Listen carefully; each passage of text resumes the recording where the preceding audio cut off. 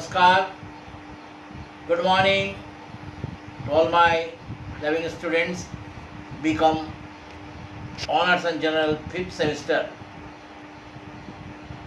आज मैं आपको एक फिर नया वीडियो लेकर आया हूँ ETB का एक नया टॉपिक्स यूनिट 2 का। ये टॉपिक्स है काफ़ी इम्पोर्टेंट,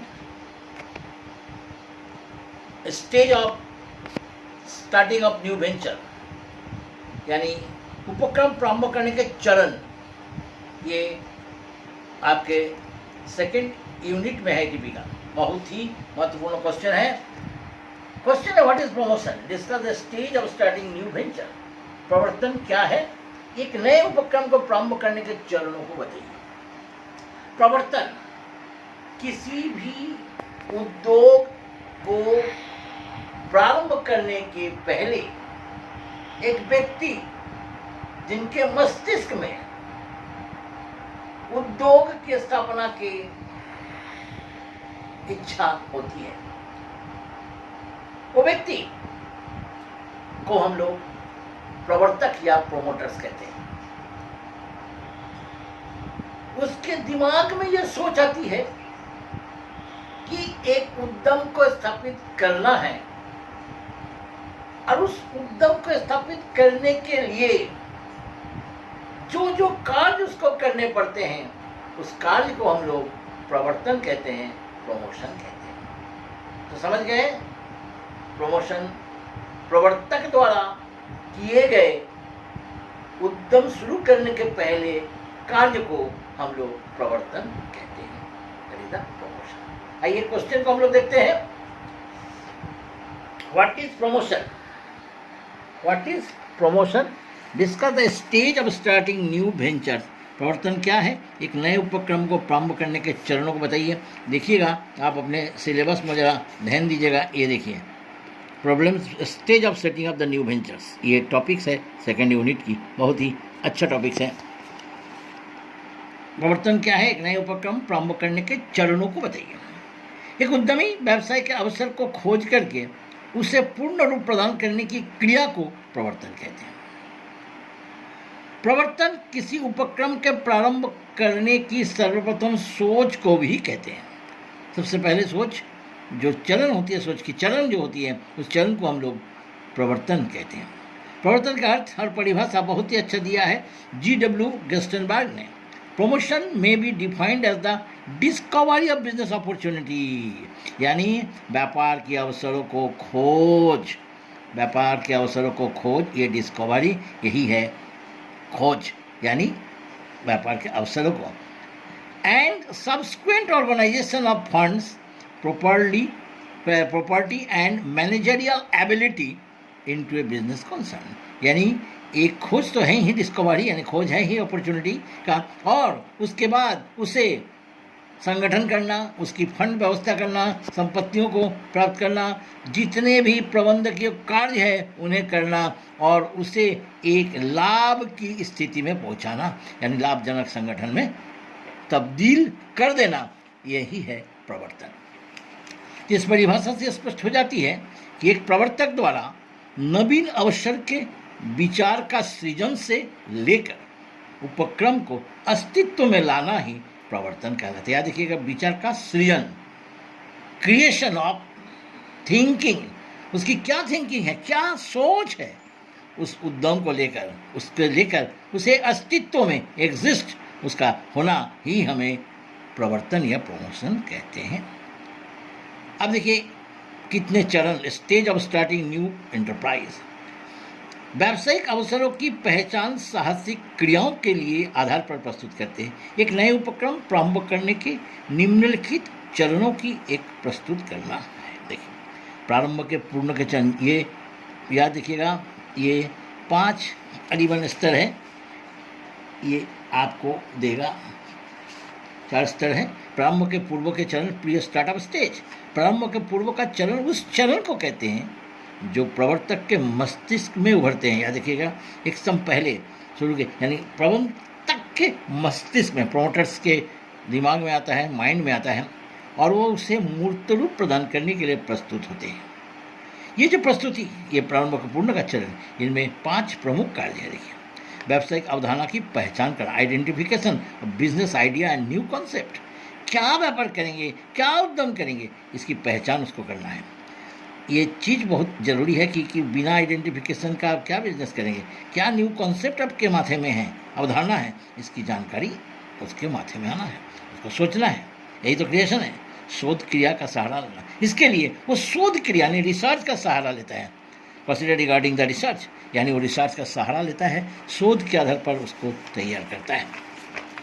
तीसरा, उत्पाद बाजार का अध्ययन करता है, प्रोडक्ट मार्केट, क्योंकि वस्तु को बाजार में बेचना है तो वो पहले देखेगा कि जिस वस्तु को निर्माण करने जा रहा है या बनाने जा रहा है, क्या उसकी बाजार है, क्या है बाजार की स्थिति, इन सारी चीज़ों को अवलोकन करेगा, क्योंकि बाजार के आधार पर ही वो निर्माण करेगा। अगर बाजार अच्छा नहीं है, बहुत ज़्यादा प्रतियोगिता है, तो उस चीज़ को हम बनाएगा नहीं।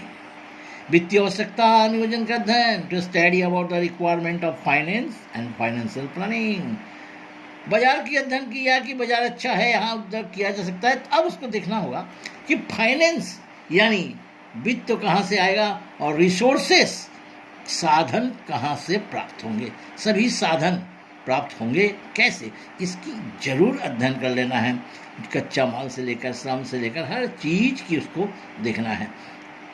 फाइनेंस बहुत इंपॉर्टेंट है, पूंजी ये कहाँ से आएगी। पूर्व प्रारंभिक, ये तो हो गया।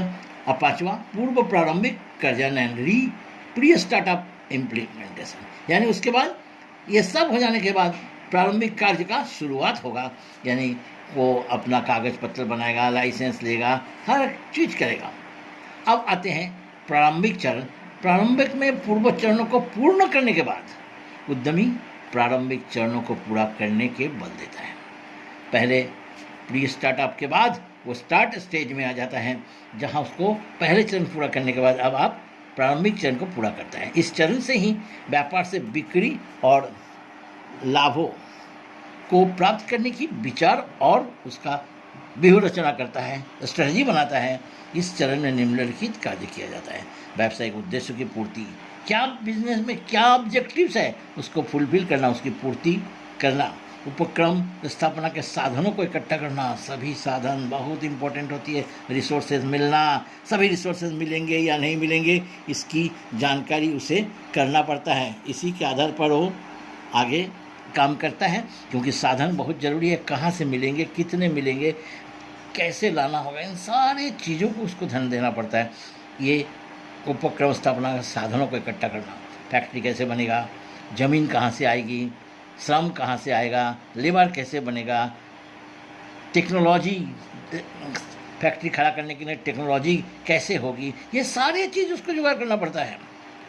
उसके बाद उपक्रम की स्थापना, एंटरप्राइज पोजीशनिंग, अब उपक्रम की स्थापना शुरू करता है।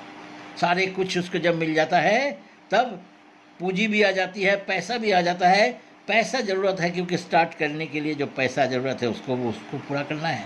फिर उसे वो कारखाना या उद्योग जो भी लगाना होता है उसकी शुरुआत करते हैं। शुरुआत करने के लिए प्रिलिमिनरी एक्सपेंसेस ज़रूरी होती है, वो उसको करना पड़ता है।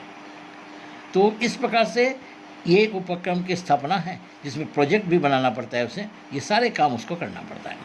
अब आइए प्रारंभिक विकास की चरण।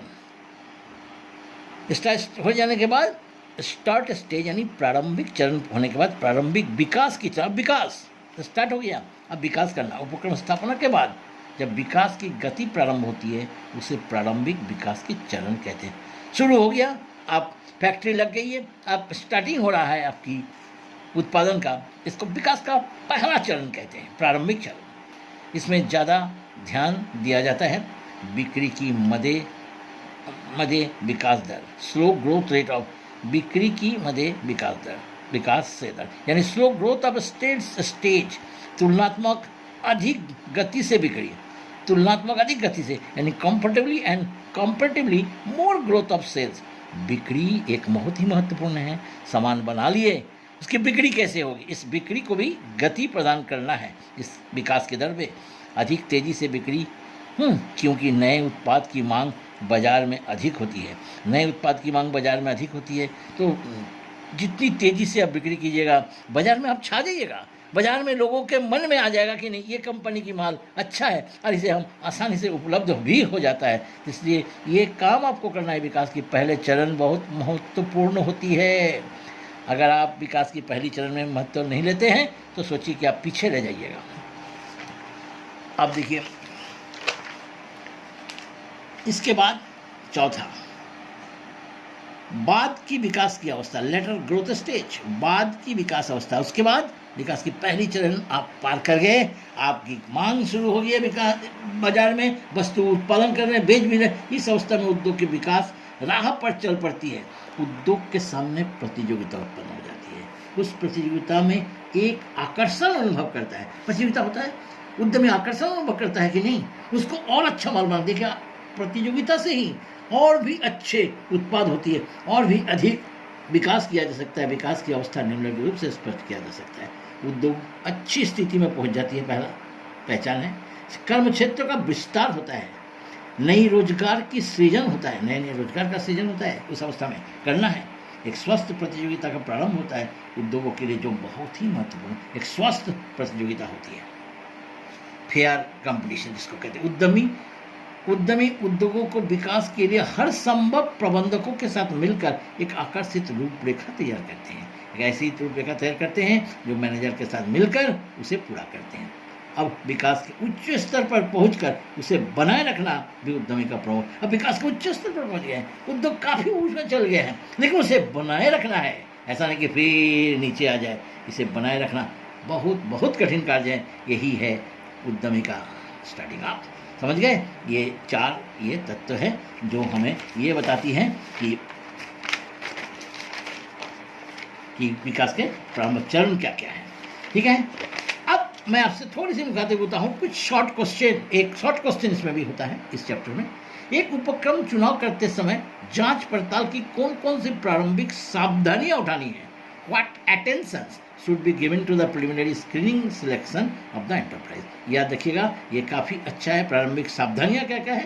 प्रवर्तक से संगति रखना, सरकारी प्राथमिकता अनुरूप है या नहीं, consistency with government priorities, government के साथ अनुरूप देखना है कि आप जो कर रहे हैं गवर्नमेंट के नियम के मुताबिक है कि नहीं, संसाधन और निवेश की उपलब्धता है या नहीं, उपलब्ध बाजार पर पर्याप्त वस्तुओं को बेचने की संभावना है या नहीं, लागत की समुचित व्यवहार देखना है, जोखिम वहन करने की क्षमता पर भी ध्यान देना। ये सारे सावधानियां आपको बरतनी है क्योंकि काफ़ी जोखिम है। अब जोखिम वहन करने की क्षमता है या नहीं, ऐसा नहीं कि शुरू कर दिए जोखिम उठा नहीं सके तो काफ़ी हानियों का सामना करना पड़ेगा। ये शॉर्ट क्वेश्चन को भी आप लोग एक बार देख लीजिएगा। इस प्रकार ये एक बहुत ही अच्छे टॉपिक्स जो मैं आपको एक बार वर्णन कर दिया हूँ। आप लोग सब अच्छे रहिएगा। नमस्कार।